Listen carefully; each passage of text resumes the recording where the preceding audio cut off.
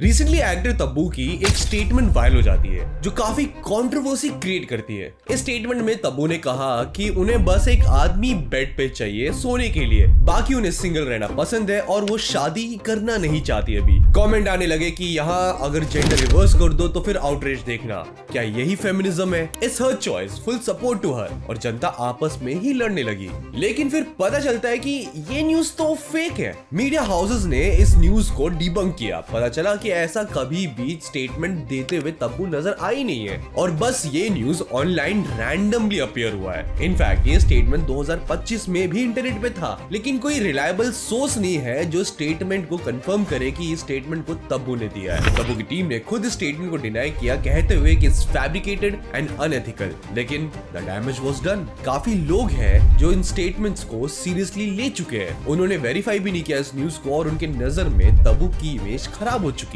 और ऐसे कई इंसिडेंट्स हैं बॉलीवुड इंडस्ट्री के जो जब बाहर आए तो काफी बैकलैश मिलता है जनता से। कुछ महीनों पहले मेरा एक deep fake video social media पर शेयर किया गया। There are a lot of celebrities who I would admire, like, oh my God, I really love this woman, you know, and people just come out and like bluntly they spoke shit about me, like, you know.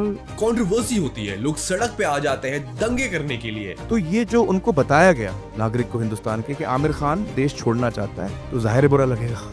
Okay, वो last one थोड़ा ज्यादा हो गया, but what if I tell you वो last line भी सच है। Protests against the release of the film have continued and have turned violent. Now protesters today, sporadic protests and violence was also reported in Rajasthan Sikar, where one bus was stoned. और आज मैं योगी बात करूंगा about these fake Bollywood news that got out of hand. तो video शुरू होने से पहले YBB फिल्मी को सब्सक्राइब जरूर कर लेना। हम वीकली आपके लिए ऐसे कंटेंट लाते रहेंगे। फेक न्यूज की अगर बात करें तो इंडस्ट्री में हर दूसरे महीने एक डेथ की न्यूज आती है इंडस्ट्री में, जहां सेलिब्रिटीज की डेथ की न्यूज सबको शॉक कर देती है। आई मीन बचपन से ही हमने एक फेक न्यूज सुना था कि कांटा लगा गर्ल शेफाली जरियावाला को स्किन कैंसर हो गया था एंड शी डाइड, जो इवेंचुअली फेक निकला। लेकिन अनफॉर्चुनेटली 2025 में due to cardiac arrest Shefali passed away. वहीं हर दूसरे साल ऐश्वर्या राय, अमिताभ बच्चन की डेथ न्यूज तो लोगों के सामने आती रहती है और ये न्यूज इतने बिलीवेबल होते हैं कि लोग इसे मान जाते हैं। जहां ये न्यूज फेसबुक पे फेक फोटोज के साथ पेजेस शेयर करके बूमर जनरेशन को बेवकूफ बनाने में कामयाब हो जाती है। जिसमें से सबसे शॉकिंग न्यूज था धर्मेंद्र जी की fake death news. Dharmendra ji के 2025 में गुजरने से पहले मीडिया में उनके एम्बुलेंस से हॉस्पिटल जाने के फुटेजेस सामने आने लगे। सोशल मीडिया पे उनके डेथ की न्यूज आ जाती है और लोग कंडोलेंस पोस्ट डालना शुरू कर देते हैं। इनफैक्ट ये न्यूज ऐसी फैली कि सब ने इसे मान भी लिया और इसमें जावेद अख्तर भी इस न्यूज को पूरी तरह मान बैठे थे और उन्होंने 11 नवंबर को एक कंडोलेंस ट्वीट भी डाला अपने ट्विटर हैंडल पे, जिसने इस न्यूज को काफी लोगों के लिए कंफर्म कर दिया। लेकिन फिर धर्मेंद्र जी की बेटी ईशा देओल और हेमा मालिनी जी ने अपनी सोशल मीडिया से लोगों को क्लैरिफाई करते हुए ये कहा कि अभी वो जिंदा है और मीडिया को कंडेम किया ऐसे फेक न्यूज फैलाने के लिए। ये न्यूज लोगों के लिए रिलीफ था, लेकिन sadly Dharmendra ji passed away on 24 नवंबर 2025। अब जब उनकी डेथ की न्यूज फाइनली सामने आई, लोग इसे फेक बोलने लगे। कुछ लोग पूछने लगे कमेंट्स में कि क्या इस बार ये न्यूज सच है, which was really sad। लेकिन ये अगली डेथ न्यूज सबसे ज्यादा कंट्रोवर्शियल थी, जहां हमें लेजेंड अंडरटेकर की कहानी देखने मिलती है। फेब 2024 को पूनम पांडे के इंस्टाग्राम हैंडल पे एक पोस्ट आता है जिसमें लिखा हुआ था कि Poonam Pandey has died due to cervical cancer. अभी न्यूज काफी शॉकिंग था कि अचानक से पूनम पांडे की डेथ कैसे हो गई। काफी लोग कंडोलेंसेस के न्यूज पोस्ट करने लगे। काफी लोग इस न्यूज को मानने के लिए तैयार ही नहीं थे कि पूनम पांडे की मौत कैसे होगी अचानक से, क्योंकि वो कुछ ही दिन पहले लोगों को काफी हेल्दी नजर आ रही थी। एक दिन में कैंसर से मौत कैसे हो जाती है। काफी लोगों को लगने लगा कि ये पक्का एक पब्लिसिटी स्टंट है। And guess what, news fake थी। अचानक से पूनम पांडे वापस आ जाती है और आरडीएक्स की तरह कहती है अभी हम जिंदा हैं। अब वो क्लैरिफाई करती है कि ये पब्लिसिटी स्टंट था सर्विकल कैंसर के अवेयरनेस में, जो कोलैबोरेशन था हॉन्टफ्लाई के साथ। और लोग भड़क गए कि मौत जैसी चीज को पब्लिसिटी स्टंट के लिए कोई कैसे यूज कर सकता है। सेलेब्स अपने स्टोरी में पूनम पांडे के इस बिहेवियर को बैश करते हुए नजर आए। इंडियन सिने वर्कर्स एसोसिएशन ने डिमांड की कि एक फॉर्मल कंप्लेन रजिस्टर की जाए against Poonam Pandey. Legal complaints भी हुए अगेंस्ट पूनम पांडे। इनफैक्ट पूनम ने क्लेम किया था कि पूरा आइडिया हॉन्टफ्लाई का था और इस बैकलैश के बाद हॉन्टफ्लाई खुद को पूनम से डिस्टेंस कर लिया। How did it happen? So this thought came from Shebang, which is an advertising agency, and it was completely for this cause. Zero money involved. But इन लोगों को ना they literally crucify me. Literally they did that. 10 झूठ तो बोलते कि मैंने एक झूठ बोला और 1000 से प्लस ज़्यादा जाने बचाई और तुमको उसमें भी प्रॉब्लम है. तुमको मुझे प्रॉब्लम ही है ना, बेसिकली बोल दो ना. और पूनम को अकेले ये बैकलैश सहना पड़ा. लेकिन जानते हो इसमें एक फायदा हुआ. पूनम की इस फेक डेथ न्यूज के बाद सर्विक कैंसर सबसे ज्यादा सर्च टर्म बन गया था. इनफैक्ट रघुराम भी पूनम पांडे को डिफेंड करते हुए आए. Poonam Pandey died and then she came back to life. Yeah. What do you think of that? Because I found it extremely immoral. So I spoke to a doctor and he said the inquiry and awareness went up like it skyrocketed. वो जो करने निकली ना उसने कर दिया. It might be in bad taste. I wouldn't do it. You wouldn't do it. You're judging it. But it worked. वहीं जब डेथ न्यूज की फेक इंसिडेंट्स लोगों के सामने आती रहती है, वहीं सामने आता है एआई का यूज इन फेक न्यूज को स्प्रेड करने के लिए. जहां मल्टीपल पेजेस बने हैं जो एक्टर्स की एआई जनरेटेड वीडियोस को यूज करते हैं टू स्प्रेड मिस इन्फॉर्मेशन और sell shock value among them. जिसके बाद बच्चन फैमिली कोर्ट में जा चुकी है इन फेक एआई पेजेस के अगेंस्ट. वही एक इंसिडेंट आता है 2024 में जहां एक 42 सेकंड की वीडियो में रणवीर सिंह बीजेपी और मोदी जी को क्रिटिसाइज कर रहे हैं और लोगों को अर्ज कर रहे हैं कि वो कांग्रेस को वोट करे. मोदी जी का पर्पस यही है, उनका उद्देश्य यही था कि वो सेलिब्रेट करे हमारी दुखी हुई जीवन और दर को, हमारी बेरोजगारी को, हमारी महंगाई को.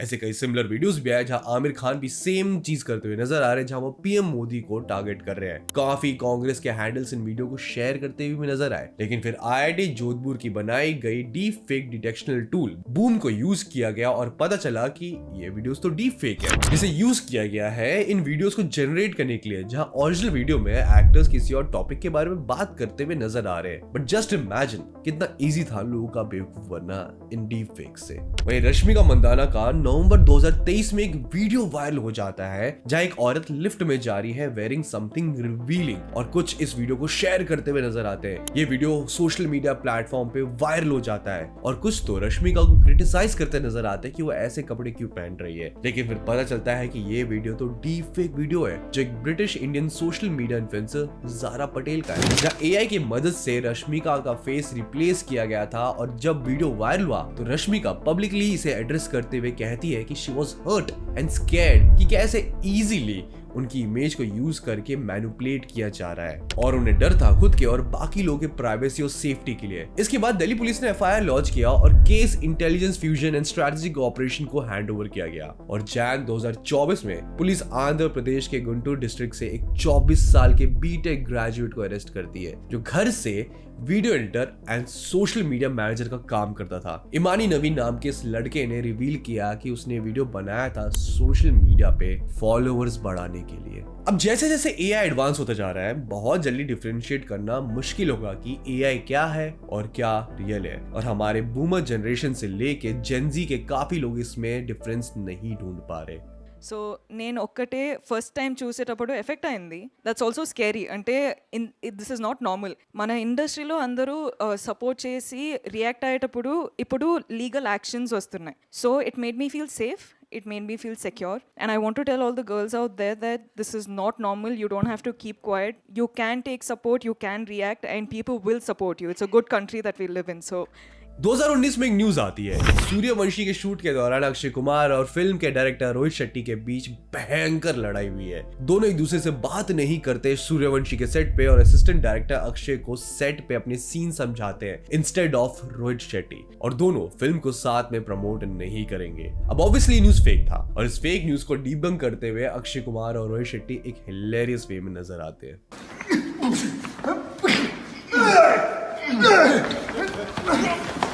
छोड़ो, हमें लड़ना पड़ेगा. उपाला ने बोला है. उपाला ने बोला हमें लड़ना पड़ेगा. We had to fall out. अब फेक न्यूज काफी बार हार्मलेस होता है, लेकिन कुछ फेक न्यूज ऐसे होते हैं जिनसे लेजिट दंगे हो जाते हैं. डायरेक्टर पे हमले हो गए और डेथ थ्रेट्स तो नेशनल टीवी पे ओपनली देते हुए लोग नजर आए. वो है कि 2024 में जयगढ़ फोर्ट पे संजय लीला बंसाली अपनी अगली फिल्म पद्मावती की शूट कर रहे थे. वो ये कि WhatsApp forwards, Facebook post claim करते हुए नजर आए कि पद्मावती फिल्म में रानी पद्मावती और अलाउद्दीन खिलजी के बीच एक ड्रीम सीक्वेंस होने वाला है जिसमें दोनों को रोमांस करता हुआ दिखाया जाएगा और इसी सीन की शूटिंग होने वाली है इस फोर्ट में। अब माइंड यू, किसी के पास भी फिल्म का स्क्रिप्ट नहीं था, ना कोई फुटेज की ऐसा कुछ होने वाला है, लेकिन फिर भी ये रूमर करनी सेना तक जा पहुंचती है और करनी सेना भंसाली के सेट पे भीड़ में पहुंच जाती है। भंसाली पर अटैक होता है, सेट को तोड़ा जाता है, हंगामा मच जाता है। बॉलीवुड शॉक में था, काफी लोगों ने इस अटैक को कंडेम भी किया और भंसाली जी ने खुद क्लैरिफाई किया कि ऐसा कोई सीन नहीं है फिल्म में। अफवाह यह है कि फिल्म में रानी पद्मावती और अलाउद्दीन खिलजी के बीच में कोई ड्रीम सीक्वेंस दर्शाया गया है। मैंने इस बात को पहले ही नकारा है, लिखित प्रमाण भी दिया है इस बात का पहले, और आज इस वीडियो के माध्यम से मैं फिर से दोहरा रहा हूँ कि हमारी फिल्म में रानी पद्मावती और अलाउद्दीन खिलजी के बीच में ऐसा कोई सीन नहीं है जो किसी की भावनाओं को ठेस पहुंचाए या जज्बातों को तकलीफ दे। मूवी राजपूतों को गर्ल राइट में दिखाती है। मूवी में रानी पद्मावती खिलजी के लिए डांस करती हुई नजर आएगी। फेक न्यूज इतना फैला कि वायलेंट प्रोटेस्ट होने लगे, एक आदमी की जान भी गई। प्रोटेस्ट हो रहा था मूवी के रिलीज को रोकने के लिए और जर्नलिस्ट रजत शर्मा ने मूवी रिलीज से पहले खुद ये बात क्लैरिफाई किया कि ऐसा कुछ नहीं है मूवी में। गेस व्हाट, सब रूमर्स ही थे। लेकिन इमेजिन, एक फेक रूमर इतना स्ट्रॉन्ग था कि प्रोटेस्टर्स वायलेंट हो गए। लॉ एंड ऑर्डर की किसी ने भी परवाह नहीं की और जानी भी गई। ये है कॉन्सिक्वेंस फेक न्यूज का। पद्मावती की कंट्रोवर्सी को अगर तुम और डिटेल में जानना चाहते हो तो तुम हमारा ये वाला वीडियो जाके जरूर देखना। वहीं दीपिका पादुकोण की मूवी छपाक के साथ भी एक फेक न्यूज फैलती है, जिसकी वजह से मूवी बॉक्स ऑफिस पे सफर की। हुआ ये कि सीए प्रोटेस्ट के वक्त जेएनयू के स्टूडेंट्स पे आधी रात हमला होता है और न्यूज सारे देश में वायरल हो जाती है और कल्प्रिट्स वीडियो में विजिबल होते हुए भी पकड़े नहीं जाते। इस अटैक के बाद जेएनयू में एक प्रोटेस्ट गैदरिंग होती है इस अटैक के अगेंस्ट, और वहीं विक्टिम्स को सपोर्ट करने के लिए दीपिका पादुकोण भी पहुंच जाती है। अब काफी लोगों को ये पब्लिसिटी स्टंट लगा कि वो अपनी मूवी छपाक प्रमोट करने आई है। काफी लोगों को लगा कि वो जेन्युइनली उन्हें सपोर्ट दिखाने आई है, लेकिन इसके बाद IT cell boycott Chhapaak trend करना शुरू कर देती है, जिसे बीजेपी की लीडर्स फैलाते हुए नजर आए। लेकिन फिर कुछ वेबसाइट्स जैसे कि स्वराज और ओपी इंडिया न्यूज फैलाती है कि छपाक मूवी जो acid attack victim Laxmi Agarwal की कहानी है, उसके अटैकर जो एक मुस्लिम कैरेक्टर था, उसका नाम मूवी में चेंज कर दिया गया है into a Hindu name Rajesh. और ये न्यूज आग जैसे पूरे देश में फैलने लगी। सुब्रमण्यम स्वामी जैसे बड़े बड़े लीडर्स इस न्यूज को फैलाते हुए नजर आए और न्यूज डिबेट्स में इसके बारे में बातें शुरू हो गई। लेकिन इस न्यूज को डिबंक करते हैं न्यूज लॉन्ड्री के को फाउंडर अभिनंदन, जिन्होंने छपाक की स्पेशल स्क्रीनिंग अटेंड की थी और उन्होंने फिर ये स्टेटमेंट दिया। अरे time listening, tell me his name is Babbu Bashir. अरे Babbu Bashir is his name in religion has not been changed. What? The character who was Muslim is Muslim in this. The character who was Hindu is Hindu in this. The fact is, Mr. Supriyo, what you say that every party has a fringe, your party is the fringe. और negative public perception already बन चुका था छपाक के बारे में और इसी की वजह से छपाक बॉक्स ऑफिस पे सफर की। लोगों ने ब्लेम डाला दीपिका पादुकोण पे क्योंकि वो जेएनयू के विक्टिम्स को सपोर्ट करने गई थी। इवन फिल्म की डायरेक्टर कहीं ना कहीं दीपिका पादुकोण को ब्लेम करती हुई नजर आई छपाक के बॉक्स ऑफिस फेलियर के लिए। I'm sure that answer is pretty obvious. Yes, it did make a dent on the film because the conversation went from acid violence, which I intended the film to amplify, and went somewhere else. So, of course, it impacted the film. Of course, there was an impact on the film. There's no denying that. Imagine a fake news so violent कि एक पूरी movie flop हो गई। वहीं पे आमिर खान, जिनकी हर movie से पहले एक बॉयकॉट कैंपेन तो चलता ही है, वो 2015 में कंट्रोवर्सी में फंस गए जब न्यूज फैलने लगी कि आमिर खान को ये देश इनटॉलरेंट लगता है और वो ये देश छोड़ के जाना चाहते हैं। लेकिन आमिर खान ने एक्चुअली में कहा क्या था, ये बहुत कम लोगों ने देखा और सुना था। There has been a growing sense of despondency, I would say. Kiran and I have lived all our lives in India. For the first time, Kiran says, should we move out of India? Now, that's a disastrous and very big statement for Kiran to make to me. She fears for her child. She fears for, what this atmosphere around us will be. She feels scared to open the newspapers every day.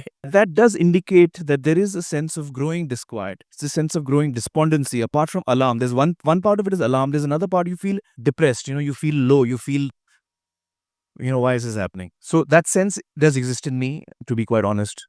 अब आमिर खान का ये statement एक concern था उस वक्त बढ़ रहे खराब माहौल को लेके, जिसके बारे में वो पब्लिक स्पेस में बात कर रहे थे और जनता और पॉलिटिशियंस को प्रूव करना चाहिए था कि देश इंटॉलरेंट नहीं है। लेकिन उल्टा हुआ, लोग आमिर खान को एंटी नेशनल बुलाने लगे, कहने लगे कि उन्हें पाकिस्तान चला जाना चाहिए। शिवसेना के लीडर ने उन्हें गद्दार तक कह दिया और पंजाब के शिवसेना चीफ ने तो ये कह दिया कि जो भी आमिर खान को थप्पड़ मारेगा उसे इनाम मिलेगा। आमिर खान उस वक्त इनक्रेडिबल इंडिया कैंपेन के ब्रांड एम्बेसडर हुआ करते थे, लेकिन सरकार ने उन्हें ब्रांड एम्बेसडर पोस्ट से ही हटा दिया और उनके फिल्मों के अगेंस्ट बॉयकॉट कैंपेन और प्रोटेस्ट शुरू हो गए। डेथ थ्रेट्स और लीगल एक्शन की धमकियां तो डेली आने लगी, जिससे सवाल खड़ा किया कि आमिर खान अपना कंसर्न दिखा रहे थे, उन्होंने देश को इंटॉलरेंट नहीं, उस वक्त के इंटॉलरेंट माहौल के बारे में बात किया था। उन्होंने कभी भी नहीं कहा कि वो देश छोड़ना चाहते हैं, लेकिन लोगों ने प्रूव कर दिया कि उनके लिए सही में देश अब इंटॉलरेंट है। आमिर खान ने आगे जाके क्लैरिफिकेशन भी दिया अपने स्टेटमेंट के लिए। कुछ लोग हैं जो मेरी बात समझ पाए हैं और कुछ लोग हैं जो मुझसे नाराज हैं, और उनकी जो नाराजगी है वो मैं समझता हूँ एक्चुअली।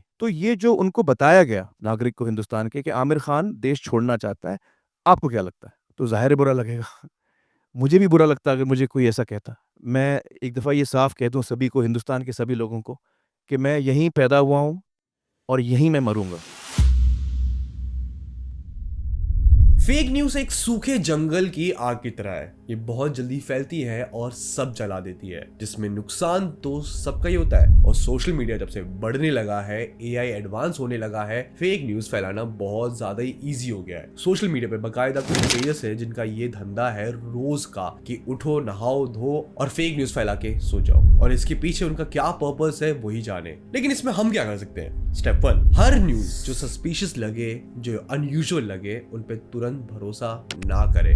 2-3 सोर्सेस से उस न्यूज को वेरीफाई करे और तब जाके कंक्लूजन पे आए। स्टेप 2, अपने पेरेंट्स से सराउंडिंग में जो भी लोग हैं उन्हें एजुकेट करे about such fake news, specially about AI, कैसे इजीली एआई से कुछ भी मैनिपुलेट किया जा सकता है। Educate everyone. Step 3, social media पे ये फेक न्यूज स्प्रेड करने वाले एंगेजमेंट फार्मिंग के लिए फेक न्यूज फैलाते हैं। इनका पर्पस होता है कि ऐसे फेक न्यूज से लोगों का अटेंशन ग्रैब करे और फिर लोग इनके पोस्ट पे क्लिक करे, कमेंट करे और इसी बहाने इनका पेज ग्रो हो जाए। Simply block them. ना ये तुम्हारे फीड में आएंगे, ना तुम इन्हें एंगेजमेंट दे पाओगे। ये 3 बहुत ही सिंपल स्टेप्स है लेकिन इफेक्टिव है। और एंड में मैं वही कहूंगा जो लॉर्ड अनूप सोनी जी ने कहा था, ऐसे हालात में बेहतर यही है कि वक्त रहते इंसान सतर्क होकर अपने जज्बात को काबू में रखकर अपने कदम पीछे हटा ले। तब तक अपना ख्याल रखें, सुरक्षित रहें और याद रखें, सही वक्त, सही कदम, सतर्क रहें।